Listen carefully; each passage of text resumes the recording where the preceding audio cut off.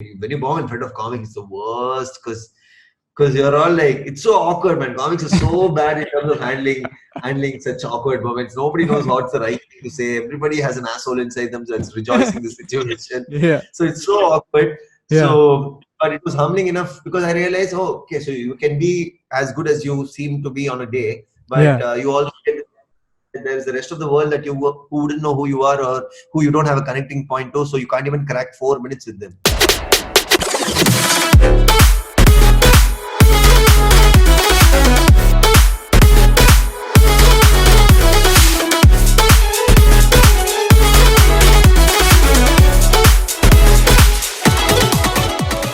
Hey guys, welcome back to Bits and Pieces podcast. My name is Noah Martins, and if this is your first episode, the purpose of this podcast is to try to figure out society's exceptions. Entrepreneurs, celebrities, business people, see what makes them tick and why they're different.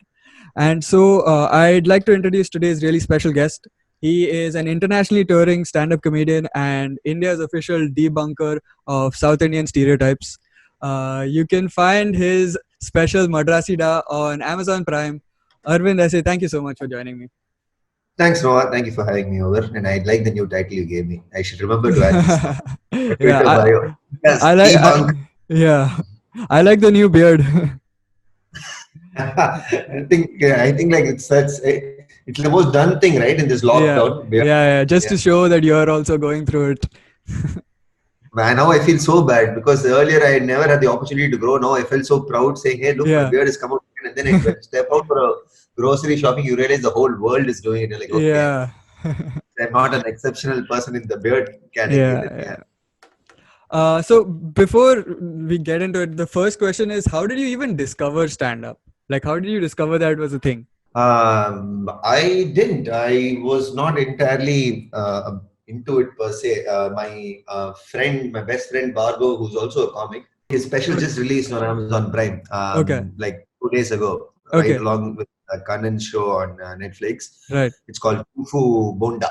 So, anyway, so Bargo was working for a theatre company in Chennai 10 years ago called Evam, and they were into doing all kinds of fun theatrical IPs that was like catered to younger audiences because that's the only way they figured theatre could be sustainable as a full-time living.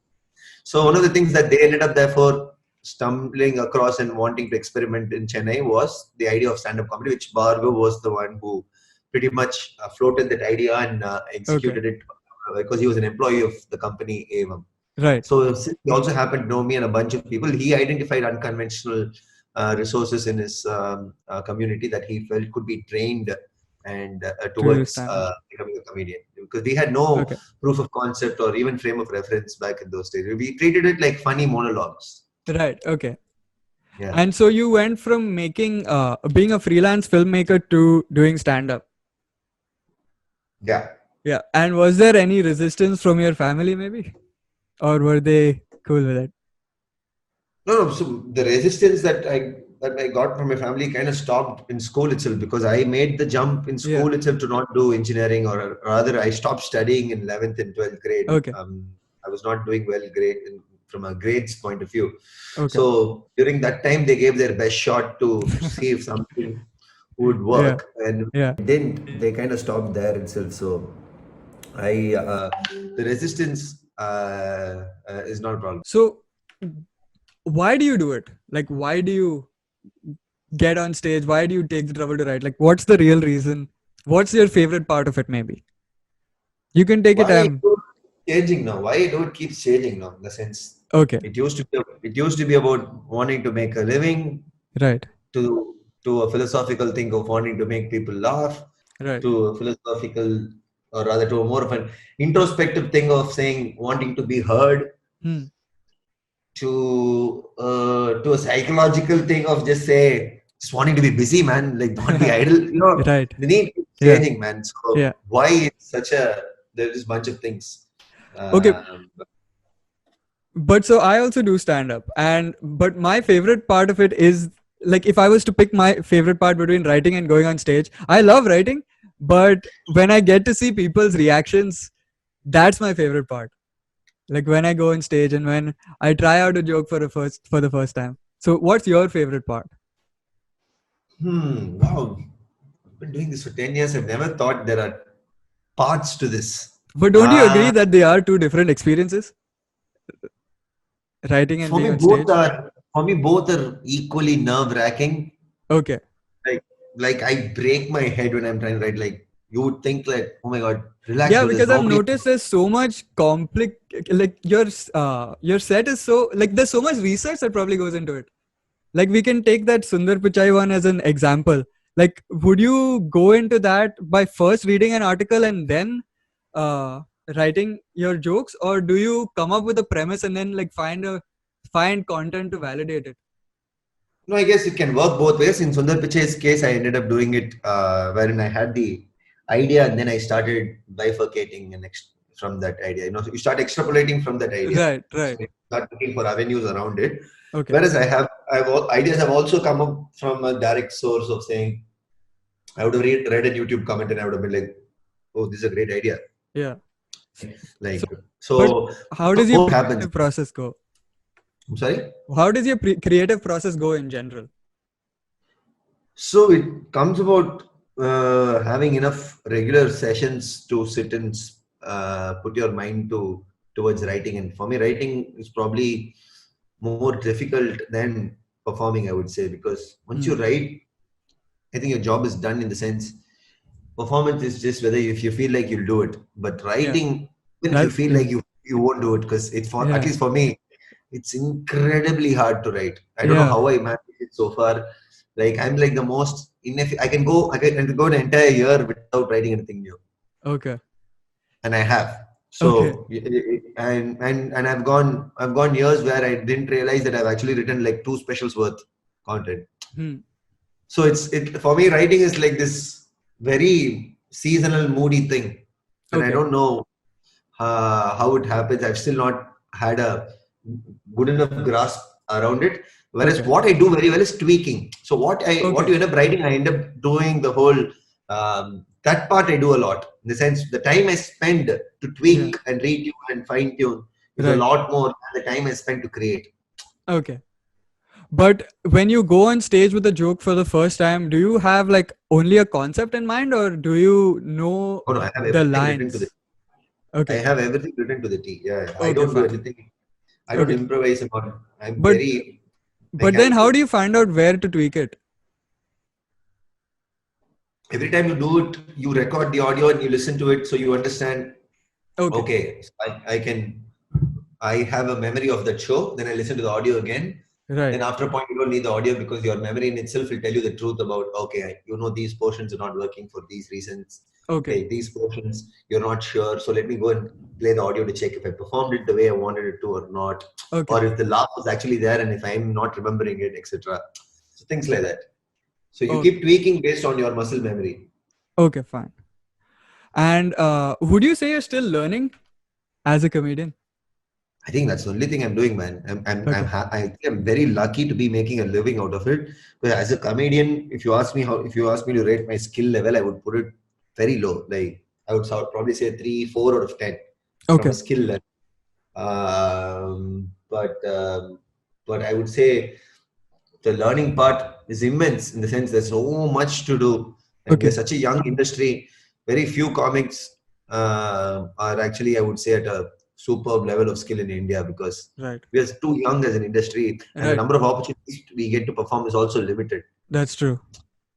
So unless you're in a place like Bombay where every day you used to have an open mic, so especially when you come from Chennai, it's not necessarily that bustling a scene. And I'm also not the kind of guy who would be like, Veer Das is the kind of hustler you look up to.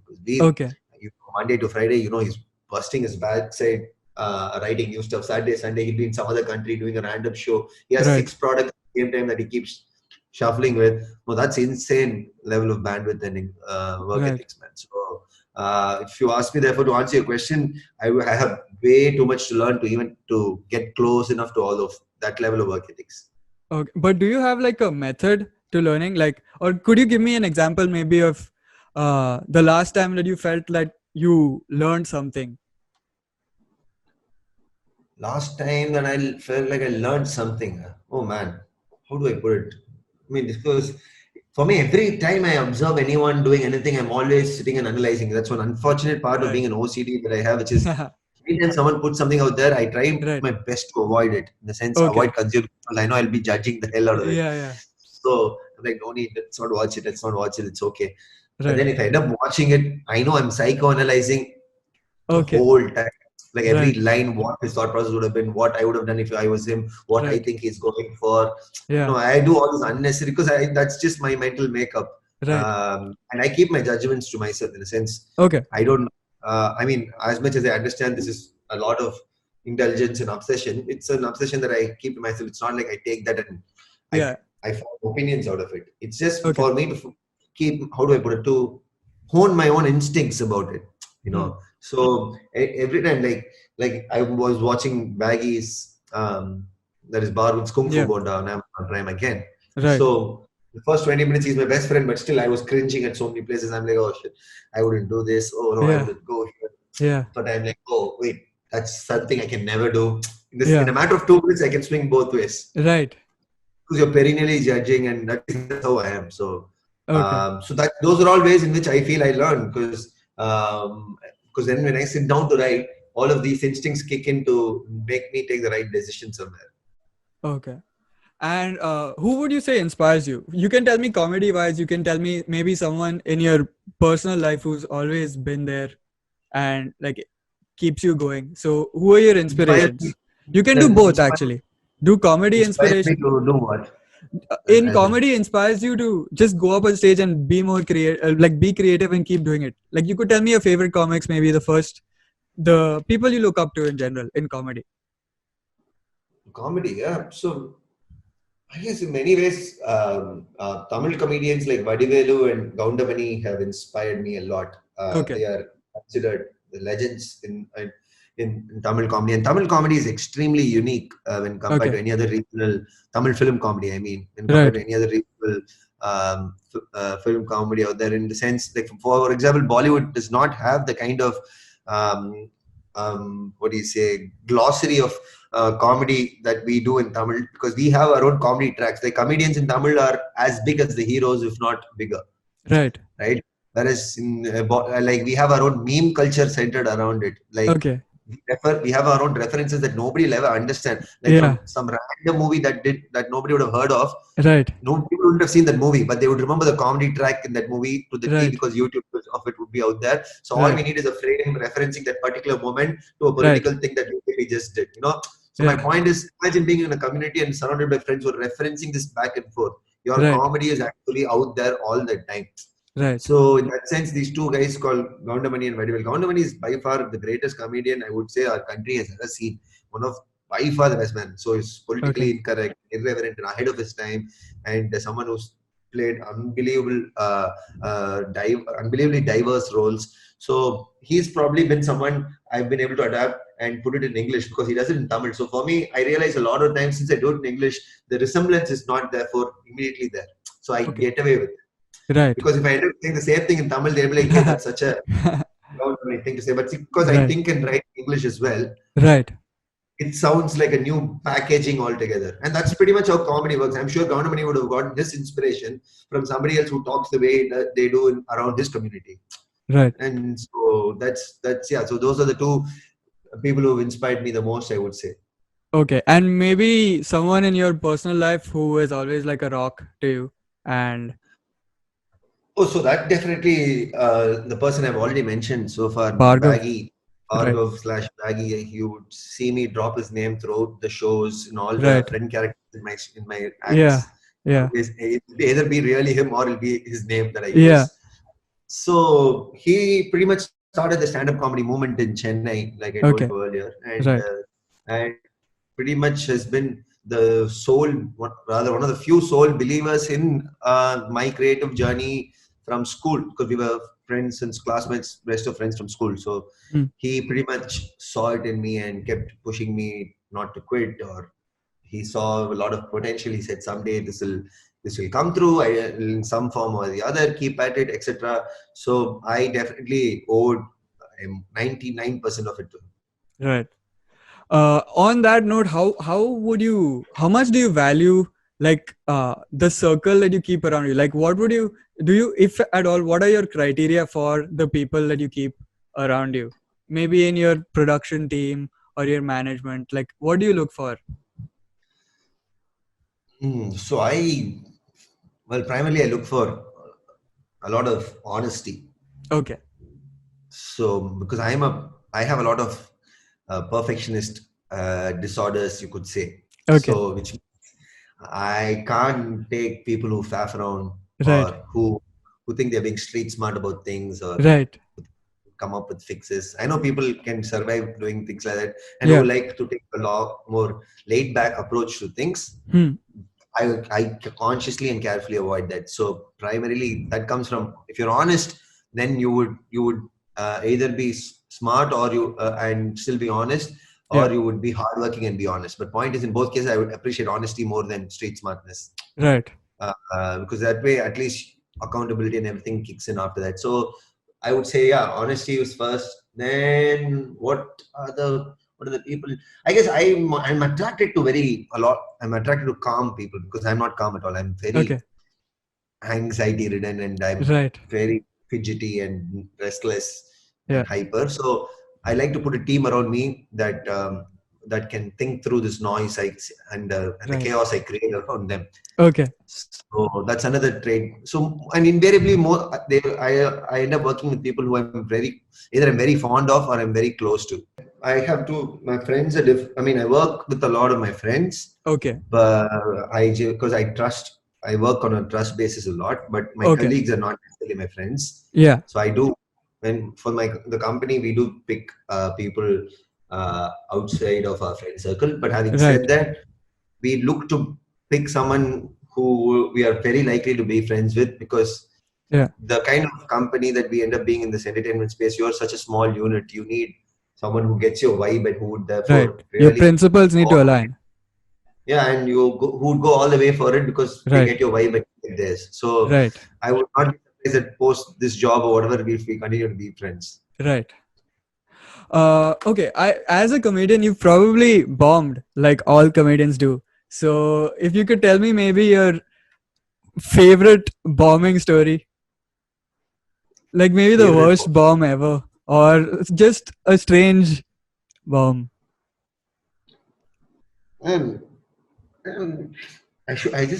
wish I had known that in life I would end up having to give so many interviews that people would ask these questions, because then every time I bomb I would have written it down somewhere. Right. Great interview soundbite. It should be a super. Right. You don't remember much. I don't know if I have a story about it, but I remember on a Sunday I just sold out Madrasida to about 1,200 people. My biggest crowd yet in Bangalore. In Ambedkar. Yeah. And Monday I stayed back, and there was an open mic that happens every Monday in Bangalore in this place called Take 5. It's like the oldest, first and the oldest running open mic in Bangalore. So one day done by comedians hosted it. So and in fact that open mic had Kanan, Biswa, they were all in Bangalore for some reason. So all of them had come down. So I stayed back to hang out with them as well. So and that's a pub, and it had just random walk-in foreigners and classic Bangalore crowd. Whereas my show was a solo show, it had more of a core following, right? People who know of you, having seen your YouTube clips. So two different things. So from having a standing ovation there to then going number 20 on a 30 lineup for 4-hour show in a pub, and I bombed. I tried the same thing I tried in that show, and I bomb, and that's when it hits you so much to realize you're not actually a funny person. You're just as funny as that crowd who chose to see you on that day. Because like I realized the way I bombed, all the comics are all, when you bomb in front of comics, it's the worst because you're all like, it's so awkward, man. Comics are so bad in terms of handling such awkward moments. Nobody knows what's the right thing to say. Everybody has an asshole inside them that's rejoicing the situation. So it's so awkward. So, but it was humbling enough because I realized, so you can be as good as you seem to be on a day, but you also there's the rest of the world that who wouldn't know who you are or who you don't have a connecting point to, so you can't even crack 4 minutes with them because those were 30 strangers who just chose to walk up to a pub who didn't know what Chennai was, or who didn't connect with any of my jokes that I chose to perform on that day. Right. So that just tells you that you need to have such a wide range of, glossary of Material. jokes. Right. Yeah, so that means you can immediately judge, who are the 30 sitting in this venue? What do Right. they look like? What is most likely to go for them? They look white. Oh, they look Bangalore. They look rich. They look Right. like an English medium school kind of person. They have no idea about South India. I should just do men, women jokes, or Okay. I should just, America, Trump joke, stuff like that. You Right. should have, therefore, you should have material that allows you this much diversity. I don't. Right. I actually don't write like that. I actually write in a very autobiographical manner. So Right. in the sense, therefore, those who follow me will get me. But it's the challenge is actually to be able to make those who don't know you also to like you and get you. That's the difficult part, man. Right. But wherever you travel in the world, it's all of your audience. All of my audience, in a sense, they have, how do I put it? Some idea the who DNA of you my are. audience, DNA. Like it's not necessarily that all of them are fans who've come with the disposition of wanting to lose their head when they see me. Right. But they've come with the idea of that, hey, I see some connect in whatever he's saying. I'm not a direct fit. Like I'm not from Chennai, or I'm not even South Indian, but I'm well versed, rounded enough with my Indian experiences that I know how South Indians sound. I know they look like this. I know they're very frantic about how they go. I know their English is different from ours, etc., etc. So if you come with this enough of an interest and a disposition, most of the audiences across the world that I do end up I'm saying outside of the South pockets. Of course, in South, people are coming just for you because they know you. South of India, I mean. Yeah. But anywhere else, I would say it's actually a even 50-50 mix. So they come with the inclination of saying, hey, I'm up for some South stuff. Let me see what they have. Okay. And then if you win them over, then they're like, hey, that's great. India has such unique voices. I've noticed a lot of them stay back to let me know the fact that they came with a very skeptical mindset because they are not used to anything outside Bombay and Delhi. And they're like, no, this is perfectly accessible, relatable humor. Do you have a favorite fan moment, maybe? Do I have a favorite fan moment? Yeah, well, one time after my show, there was this person who got up to my stage, waited for a long line, and then when her turn came up, she came with 2 trolley bags, man. That's when she told me she actually came right from the airport and missed the first half an hour because the flight was late. Wow. I was like, wow, this is serious commitment. I cannot. It's too much. Yeah. So I told her, I'm putting you on the guest list for the rest of my show. This was in US. So and then it came back to US again. And I actually came to my show again and caught the first 30 minutes and she missed. But brought a few friends because I'd put her on the guest list. So that was damn sweet. Yeah. Do you have a favorite country to perform in outside of India? Oh, outside of India, my favorite country to perform. I would say US because when I go to US, I do about 25-30 cities, or at least 20 to 25 cities. Right. So it's 2.5 months of touring. Right. It's like the biggest test for a comedian, man. You're like, when you come out, you're a better person, you're a better comedian, you feel exhausted. I genuinely feel like I'm making up for all the years I wasted in life doing nothing. Right. There are so many years like that you're like, oh, what am I doing in life? It's wasted. I feel so guilty. So when I put myself through such grinds, and it's actually not a grind like where I'm going to some army and suffering or something like that. It's actually a grind, but doing something you love, but man, it's so hard because of the diversity and stuff. I'm sorry? Because of the diversity in the audience and stuff like that, or just because of the traveling? No, because of the physical demands of touring 25 cities in 40 days. Right. The logistics of it, the craziness of the mental fatigue it takes. Right. And from a diversity, there's not much I after show 4, show 5, you're like, listen, I'm just going to go say the same stuff. You laugh. Yeah. I've written this, I've taken a gamble. Some shows will work, some won't. Right. Like at least I'm not that skilled. Like I told you, I would love to be so skilled as a comedian that I can go with hundreds of stories in my head with no random order. Then I go on stage, I see the crowd, I see the composition. I feel like, let's see what they might like. Yeah. And then I throw up ideas. That is what the average American comic does. Right? Because for them, it's just second nature to think in English and to write and speak in English. For me, it isn't. For me, before I go perform, I have to think it through because English is not something I'm particularly comfortable with. So it's not something I can just take a mic and be like, hey, I know I have had these ideas in my head. Let me riff to these white people out here. No, that's not how it works for me. Okay. Have you had maybe a favorite fan moment where you see another comedian who you really appreciate perform and like that's when? Favorite fan moment as in? As in, Me being you're a fan. Yeah. You're a fan of someone else. Oh man, that's like I told you, every time I watch a comedian, I'm judging. So when I judge, it's positive also happens. Like Right. that's one particular reason why I don't have one favorite in our country. If you ask me to pick, like Okay. I've been in awe of Alex's talents when he's on stage. Alex Yeah. is from Chennai, and he does a lot of musical comedy. So Okay. when he goes about um, uh, when he goes about spotting humor in film music, it's a genre that I never saw coming, and I was like, so when I see him take a note and extend it and come up with a story behind that note, a musical note, and I'm just in awe of wow, that's a new topic that nobody's even touched in our Indian stand-up comedy thing. So that's something that I'm a fan of. Likewise, I'm a fan of how Biswa just takes the oddest of topics and and creates insane drama around it just by odd thinking.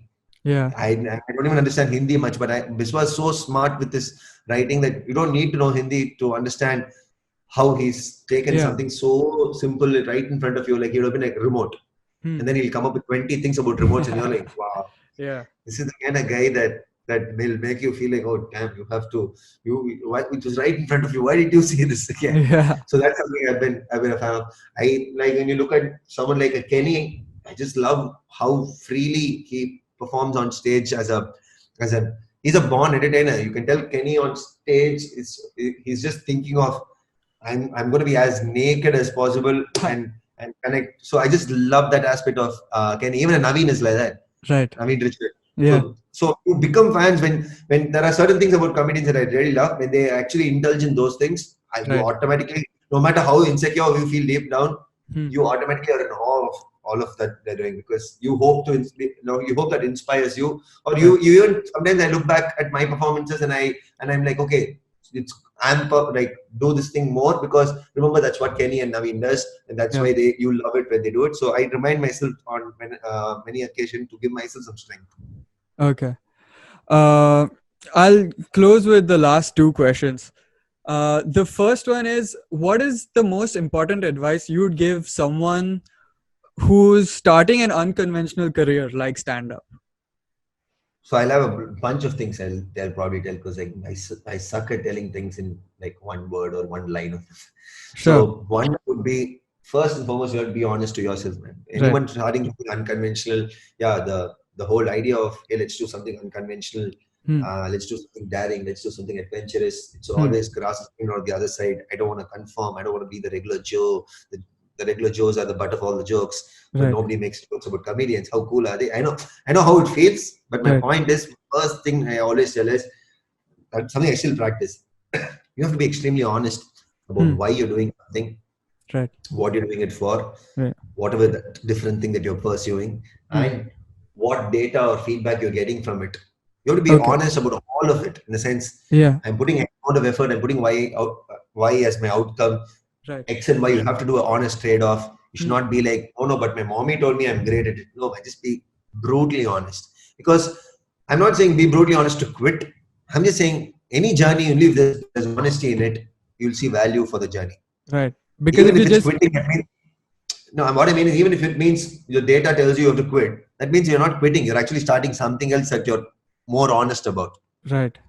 Yeah. So first thing I would say is honesty, because a lot of times I've seen people jump into this and not necessarily understand why it's not working for them because they're not being honest to the data that is somewhere telling them that this is not for you, there's something else.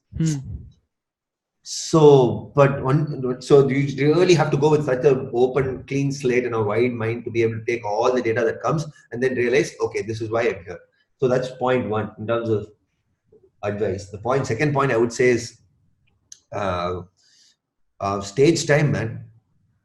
The only way you would know as a in terms specifically about comedy, hey, if you want to know how do you get better or if you have a future here or if you want to do something about it, it's the same advice that applies to me now and it'll apply to me 20 years later when I'm a 50-year-old comedian. It's the same thing, man. Stage time. Go up on stage, put yourself out there with whatever you had written and you were fearing about and get the data that you're getting from that. And then whether you like it or not, you've improved. Now, whether that improvement counts into something tangible for you is your call. But every time you hold that mic on stage and do it for two people or 2,000 people, every time you do it on stage, you're improving. Right. Then you go and connect it back to your honesty to be like, okay, now I did this, now I got this in return. Am I doing a good job of it or not? Point is, I am improving, but that doesn't necessarily mean you still want to do it. Right. So that's why I keep telling people, do 100. People keep coming in and asking me things like, hey, I've done 20 shows. I don't know how to improve. I feel like I'm stagnating. I don't know if this is the future for me. Can you have a look at my stuff and tell me? I'm like, how can 10 shows tell you that, man? Yeah. 10 shows can't tell you that. Only you can find it out. And I tell them, if you feel that you don't have an answer yet, then you just have to keep getting on stage.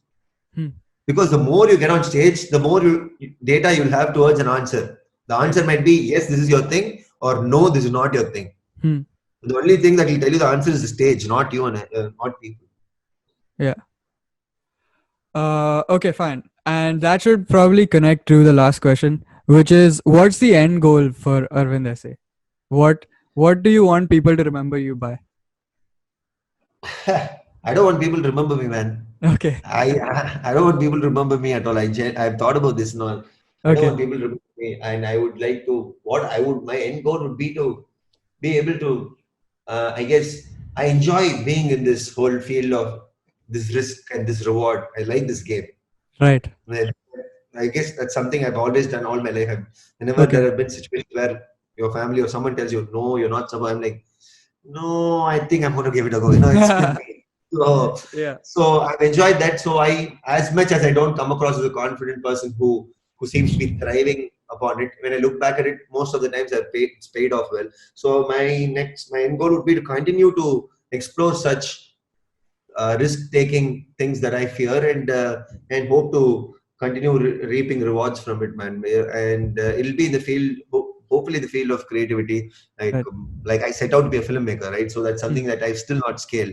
Yeah. So that's something that I would then put myself, as much as I fear it and all that, I'll still put myself through it, man. If I could take a mic and tell a story and entertain people, something that I never thought I would ever do, considering as a filmmaker. One of the reasons you become a filmmaker is because you're afraid to step in front of the camera. You go behind the camera, hide, and send an actor there and say, hey, do my lines. I'm afraid, right?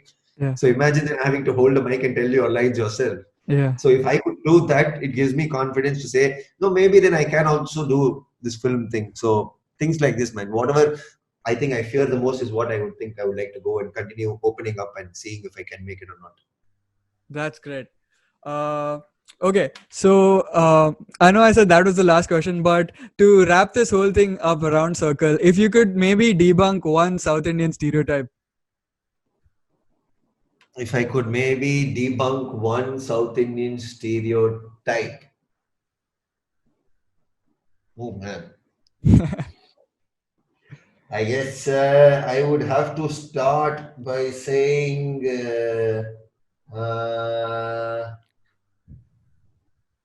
South Indians all get along really well. Okay. Oh, we don't do it. They're equally racist to each other. Okay. Yeah. Just that when we Lungi dance, we decide to get together. That's all. Okay. Thank you so much for doing this. This has been really fun. No worries, man. Thanks so much for having me. Wish you all the best with this podcast series that you're going for.